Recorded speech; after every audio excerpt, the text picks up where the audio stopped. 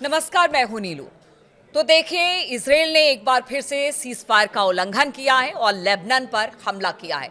कितना नुकसान लेबनान में हुआ है और बार बार इजराइल जिस तरह से लेबनान में सीज फायर को तोड़ रहा है, उसके क्या मायने हैं और आगे आने वाले दिनों में क्या परिणाम हो सकते हैं, बातचीत करने के लिए मयंक मेरे साथ है। मयंक, एक बार फिर से सीज फायर का उल्लंघन, इजराइल ने हमला किया है, किस तरह के नुकसान की खबर? देखिए, सबसे पहली बात तो ये है कि कल रात को, बीती रात को लेबनान से जो तस्वीरें सामने आई सोशल मीडिया में, जो हमने तस्वीरें देखी आधी रात को जब इजराइल ने स्ट्राइक करी दक्षिणी लेबनान में, उसके बाद हजारों लोग लेबनान की सड़कों पर बाहर थे और पूरे दक्षिणी लेबनान में लब्बैक या हुसैन के नारे लग रहे थे।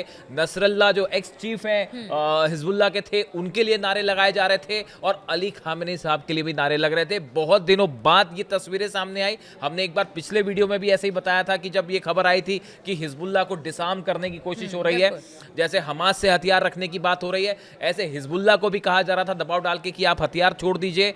उस समय अली लारिजानी जो एडवाइजर हैं अली खामेनी साहब के, वो बेरूत गए थे।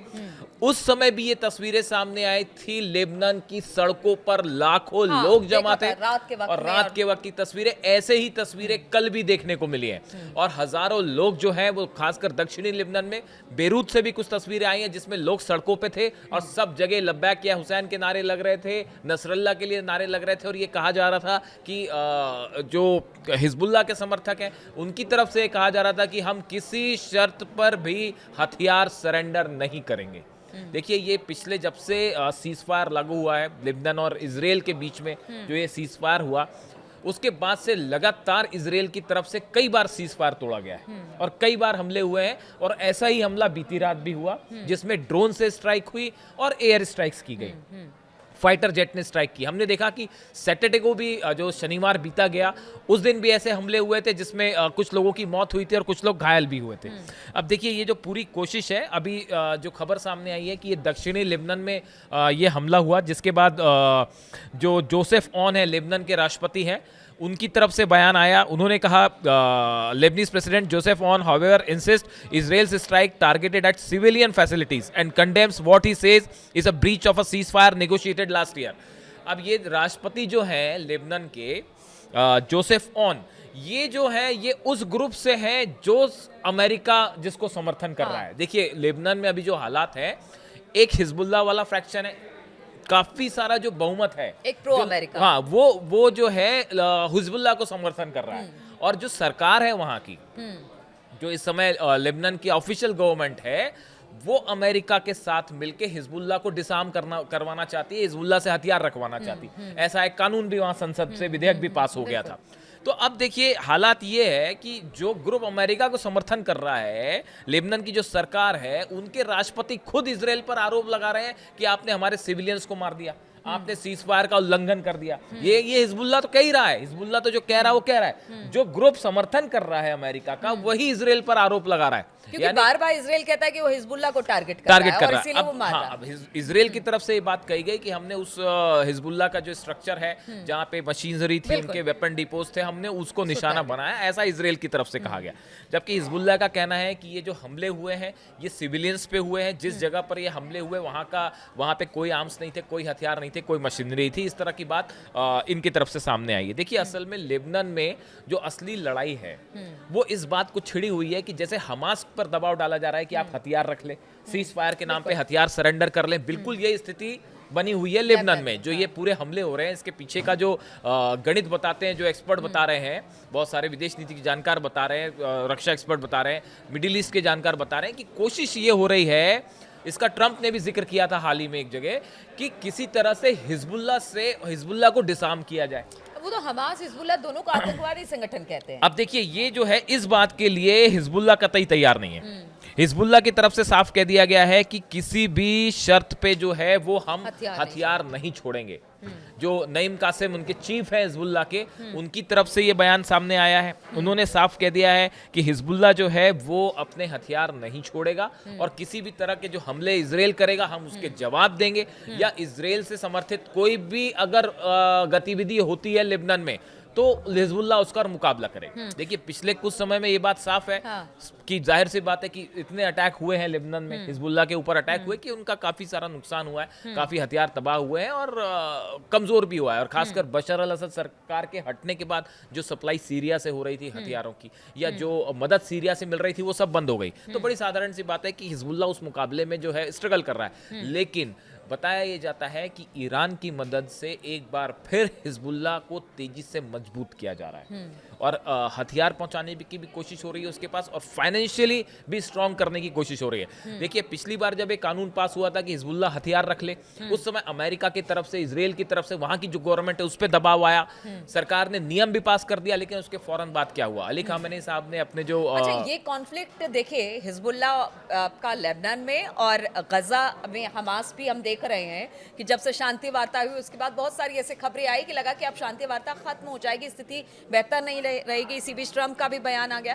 तो वही हाल जिस तरह से गजा में हमास इस वक्त अपने हथियारों का प्रदर्शन कर रहा है, हथियार ना छोड़ने पर अब तक सहमति नहीं बनी है, वैसे ही लेबनान में हिजबुल्लाह को लेकर भी उसी तरह की स्थिति ट्रंप का जो और ये नया कॉन्फ्लिक्ट आगे भी रहेगा। ट्रंप का जो नया बयान हमास को लेकर आया है, उन्होंने कहा है they will disarm and if they don't do so we will disarm them and it will happen quickly and perhaps violently। ये ट्रंप का एक प्रकार से नई धमकी आई है हमास को लेकर। उन्होंने कहा है कि अगर हमास हथियार नहीं छोड़ेगा तो हम अपनी सेना भेज के उनसे वायलेंटली जो है हथियार छुड़वा देंगे। इस तरह का बयान आया है। देखिए ऑलरेडी सीज फायर जो है वो खतरे में पड़ता दिखाई दे रहा है और दूसरे फेज की जो बातचीत थी वो अटक गई है। अभी तक जो हमास की तरफ से रुख सामने आया है उसके मुताबिक हमास सरेंडर नहीं करेगा। ये बात बिल्कुल साफ है और ये आसान नहीं होगा अमेरिका के लिए चाहे इजराइल के लिए हथियार रखवाना। नेतन्याहू की तरफ से भी साफ कह दिया गया है कि अगर सरेंडर नहीं होता है तो हम अटैक करेंगे। यानी अब देखिए जो सेकंड दौर की बातचीत है, ये पहले दौर की बात थी सिर्फ कि आप बंधक छोड़ेंगे, वो प्रिजनर छोड़ेंगे, वो बात हो गई। अब वो खत्म हो चुका है सिलसिला। अब आगे है नए सिरे से जो बातचीत है कुछ बिंदुओं पर जो वो नए सिरे से फंस गई है। वो है हथियार छोड़ने को लेकर, जिसके लिए हमास तैयार नहीं है वैसे ही जैसे हिजबुल्लाह तैयार नहीं। दोनों की तरफ से कहा जा रहा है कि भाई हमारी सुरक्षा की क्या गारंटी है, कल को हम हथियार छोड़ दें उसके बाद हमारी सुरक्षा की क्या गारंटी होगी, फिलिस्तीन की सुरक्षा की क्या गारंटी होगी, या लेबनान में सुरक्षा की क्या गारंटी होगी। इस बात को लेकर हिजबुल्लाह और हमास दोनों हथियार नहीं छोड़ना चाहते। ईरान जो है उसने पहले ही ये बात साफ कर दी है कि आप जो भी डील करें सोच समझ कर करें, इजराइल की तरफ से कभी भी धोखा मिल सकता है। इस तरह की बात विदेश मंत्रालय की तरफ से, ईरान की तरफ से आई है। इस सिचुएशन में देखिए हम गाजा में फिर से सीज फायर को लेकर डेडलॉक खड़ा हो चुका है और अब जो है ये डील आगे हो पाएगी नहीं हो पाएगी ये मामला अधर में अटका हुआ है। लेकिन इस बीच जो है जो कहते हैं ना कि मिडिल ईस्ट में एक वॉर शुरू होता है और उसके बाद अभी वो खत्म भी नहीं होता है कि दूसरी जंग शुरू और देखिए हमने कल बीती रात कई सारे देशों में देखा कि गाजा को लेकर प्रदर्शन, जबरदस्त प्रदर्शन हुआ है, सड़कों पर उतरे हैं लोग। कई देशों में 4 से 5 देशों में कल रात को 24 घंटे के अंदर इजराइल के खिलाफ भयंकर प्रदर्शन।